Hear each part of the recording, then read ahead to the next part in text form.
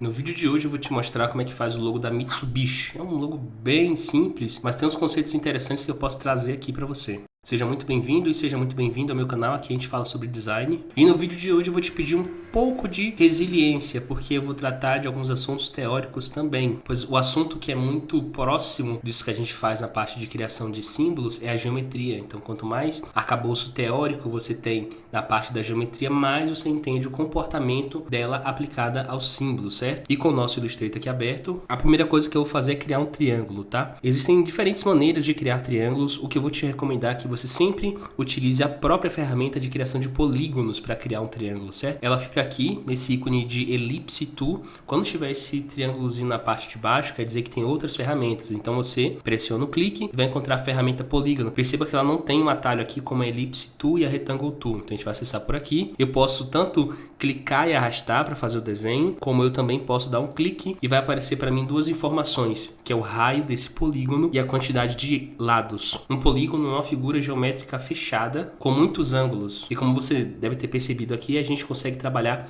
a partir de 3 ângulos ou 3 lados, que é o triângulo que a gente quer desenhar. Aqui eu posso colocar um valor de raio aleatório como 300, clico OK, centralizo aqui a artboard. E a primeira coisa que você tem que se atentar aqui é que se você acessar Transform, eu tenho as propriedades do polígono aqui em Polygon Properties. E as propriedades são o número de lados, ou seja, eu consigo editar também o número de lados depois de ter desenhado a forma, assim como posso também mudar o raio desse polígono e o tamanho de cada um desses lados. E uma coisa interessante desse logo da Mitsubishi é que você não vai utilizar o que é conhecido como centro métrico de uma forma. Só para você entender aqui, tá? Se eu pegar a altura desse triângulo, ou seja, desse ponto aqui até a base dele, isso aqui é a altura do triângulo, certo? Se eu rotaciono isso aqui, eu estou encontrando o centro geométrico.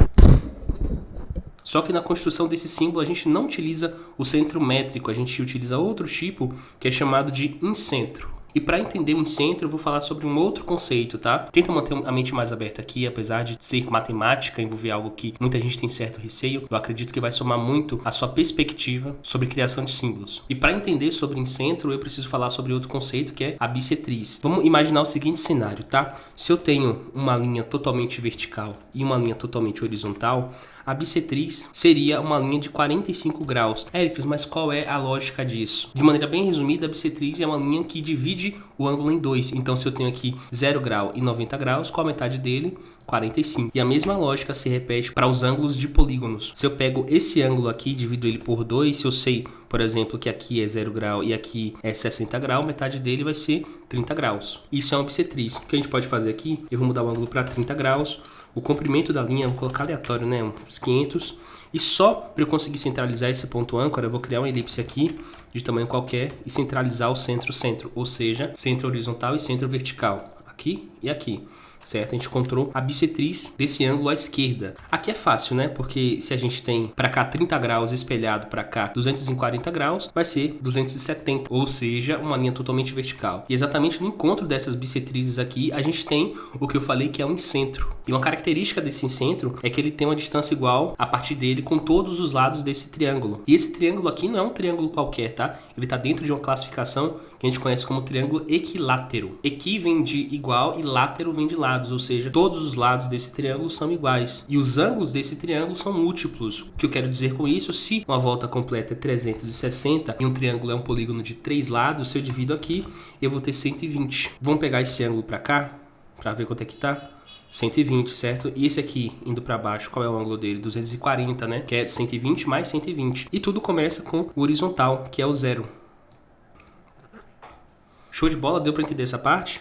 E o que isso importa para a gente é que exatamente onde fica esse incentro é o centro de uma elipse que tanto pode inscrever como também circunscrever um triângulo equilátero. Éricles, para, não entendi nada que você falou. Vamos lá. Linguagem básica de geometria, tá? Só pra gente se familiarizar aqui. Uma forma que é inscrita em outra, nesse caso eu falei que é um círculo inscrito em um triângulo, quer dizer que ele está dentro daquele triângulo, tocando todos os 3 lados. E quando eu falo sobre circunscrito, é o contrário, quer dizer que ele está desenhado na parte de fora desse triângulo e tocando todos os vértices, que aqui no caso do Illustrator a gente chama de ponto âncora. Então ele vai tocar esse ponto âncora e esse ponto âncora aqui, no caso de ser circunscrito. Então vamos para uma parte mais prática, tá? Se esse aqui é o centro dessa elipse, a gente pode clicar aqui com a tecla Alt, definindo aquele primeiro ponto como o centro e até a base. Mas para que mantenha a proporção, eu tenho que manter também a tecla Shift pressionada até a base dele. Então eu tenho um círculo com 300 de diâmetro, que é o tamanho desse círculo, que fica exatamente no centro desse triângulo e toca todos os lados dele. Esse aqui é o incêntrico que a gente trabalhou para encontrar. Você poderia tanto fazer esse processo das bissetrizes, que é uma coisa mais manual, como você poderia chegar aqui. O raio do triângulo é 300. Eu vou chegar, tecla de atalho L para minha Ellipse Tool,